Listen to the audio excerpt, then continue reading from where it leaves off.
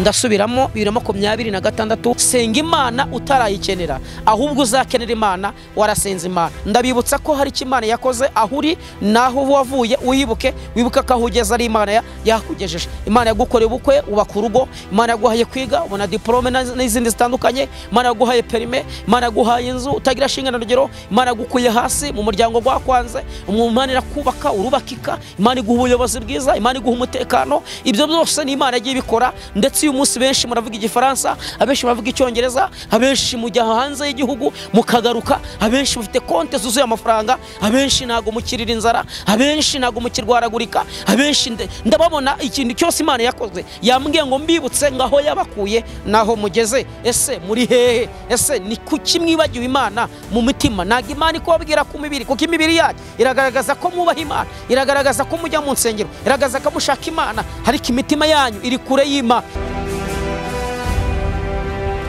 Ndabashuhuje inshuti z'umusaraba wa Kristo bavandimwe aho muri hatandukanye. Imana y'amahoro ibahereza umugisha mu gihe ngiki tugeze mu gihe cy'ukwezi kwa 11 turi gusoza umwaka, turi kujyana ku mbera z'umwaka 2025 twinjira mu mwaka wa 2026. Uyu mwaka twabonyemo ibintu byinshi by'imbinduka mu buryo bwo gusenga, mu buryo bwo gukizwa cyangwa mu buryo bwo kubana n'Imana, ariko imitima yacu niyo yakwiye kubana n'Imana kurusha ibindi byose. Ndabaramukije aho muri hose.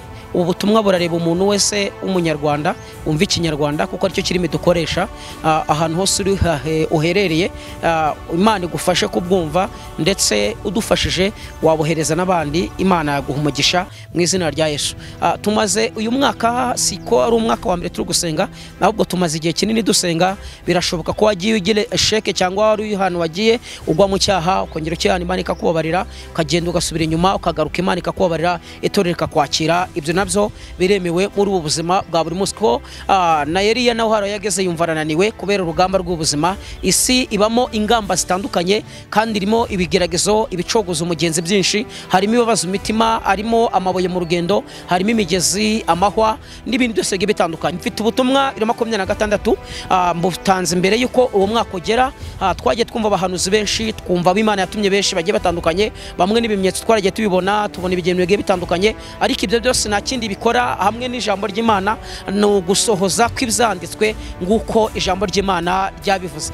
Munyemerere mbabwire ko uyu munsi mbazaniye ijwi cyangwa mbazaniye ubutumwa buvuga ngo 2026 ni igihe cyo kugosora, Imana ikamenya imbuto n'ibihuhwa. Ndasubiramo 2026 ni igihe cyo gukosora, Imana ikamenya ibihuhwa n'imbuto. Si ibyo gusa, Imana yaravuze ngo tubabwire abumva ikirimi cy'ikinyarwanda ko ikintu cyose umuntu afite cyangwa yagezeho kitari mu kuboko kw'Imana, icyo kintu cyose kizajegajega cyangwa kizasenyuka. Ariko ikintu cyose kirimo ukuboko kw'Imana, ikintu cyose cyubatswe n'Imana, nta muntu uzigera akinyeganyeza. Niyo mpamvu nabwira abanyamasengesho cyangwa abana b'Imana, mukomere ku cy'Imana yavuze. Nturebe ubuzima urimo, nturebe intambara urimo, uzirikane icyo Imana yavuganye nawe. Igihe kirageze Imana igakomeza umugenzi, ikeza umugenzi, igakomeza ukomeza kubana nayo. Reka mbabwire ko uyu munsi wa none 2026 ni umwaka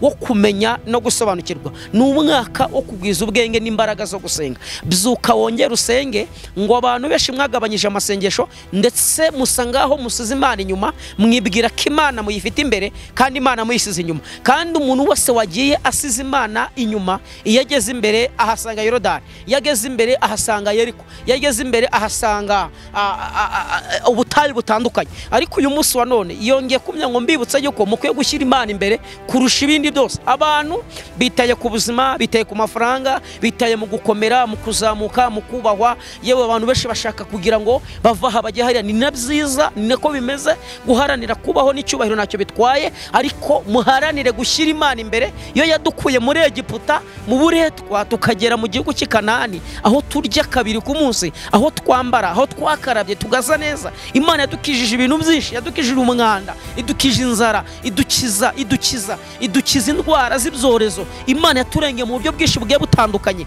Ariko ibyo bintu byose imaze kubagirira neza, imaze kubatabara, imaze kubarwanirira. Murangira uyu munsi wa none musize Imana inyuma, mugaruke imbere y'Imana kandi mwongere Imana ishobora Imana ibagire neza, Imana ibatabare kugira ngo mwongere mwibuke icyo Imana yakoze. Ndabibutsa ko hari icyo Imana yakoze aho uri naho wavuye, uyibuke wibuka ko ahugeza ari Imana yakugejeje. Imana yagukoreye ubukwe ubaka urugo, Imana yaguhaye kwiga ubona diplome n'izindi zitandukanye, Imana yaguhaye perime, Imana yaguhaye inzu utagira shingana rugero, Imana yagukuye hasi mu muryango gwakwanze, Imana irakubaka urubakika, Imana iguha ubuyobozi bwiza, Imana iguha umutekano. Ibyo byose ni Imana yagiye bikora. Ndetse uyu munsi benshi muravuga igifaransa, abenshi muravuga icyongereza, abenshi mujya hanze y'igihugu mukagaruka, abenshi mufite konte zuzuye amafaranga, abenshi nago mukirira inzara, abenshi nago mukirwaragurika, abenshi ndababona ikintu cyose Imana yakoze. Yambwiye ngo mbibutse ngaho yabakuye naho mugeze. Ese muri hehe? Ese ni kuki mwibagiwe Imana mu mutima? Naga Imana ikobabwira ku mibiri, kuko imibiri yacu iragaragaza ko mwubaha Imana, iragaragaza ko mujya mu nsengero, iragaragaza ko mushaka Imana, ariko imitima yanyu iri kure y'Imana. Ishaka ngo wubake ikindi cyumba cyo kubikama Imana muri wowe. Irindi jambo nasozerezaho nirivuga ngo senga Imana utarayikenera, ahubwo uzayikenera wasenze Imana. Ndabisubiramo, senga Imana utarayikenera, ahubwo uzakenera Imana warasenze Imana. Mu yandi magambo, komeza ubane n'Imana, imbere gato ugiye kuzakenera Imana. Reka mbifurize amahoro y'Imana, muzagire imbere z'umwaka mwiza, ndetse muzagire umwaka mwiza wa 2026. Ndabakunda cyane inshuti z'umusaraba, mu izina rya Yesu Kristo urakoze, amen. Mana Yesu, iteka Imana ikomeye, unyemerere ubu butumwa buherekeze umuntu wese ubwumvishije, bugira icyo bumukoraho.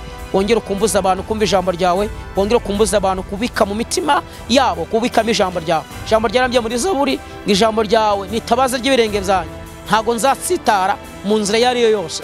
Kubikira ijambo ryawe mu mitima yacu, wibutse abadamu, wibutse abapapa, wibutse abakobwa n'abasore, wibutse abanyarwanda n'abanyarwandakazi kubika Imana mu mitima yabo, kubika Imana muri ofisi, kubika Imana mu modoka yabo, mu mazu meza n'ubucuruzi bwabo. Imana izabakorera ikindi kirenze ibyo, izabageza kure.